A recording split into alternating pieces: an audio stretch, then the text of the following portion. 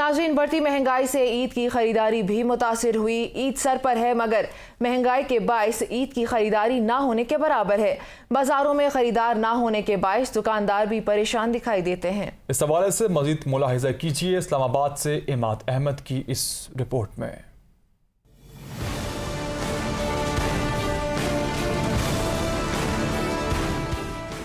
ईद तो है करीब, मगर ये क्या, इस बार तो कहीं नजर नहीं आ रही ईद की खरीदारी। ना बाजारों में रश, ना लोगों में वो रिवायती जोश, क्योंकि महंगाई ने निकाल ली है जान। खाने पीने की रोजमर्रा अशिया हो जाएं पूरी तो नहीं रहेगी ईद पर नए कपड़े पहनने की परवाह। नए कपड़ों, जूतों और ईद के लिए दीगर सामान की कीमतें सुनकर ही खरीदार वापस हो जाते हैं। कहते हैं ईद की खरीदारी के लिए बजट अरेंज ही नहीं हो रहा। महंगाई तो बहुत ज़्यादा है, तो अब जहाँ पे बच्चों के दो सूट लेने थे अब एक लेना है मजबूरी के तहत। कपड़े वगैरह लिए हैं, लेकिन जो पहले 100 रुपये की चीज़ थी वो अब 200 रुपये की है।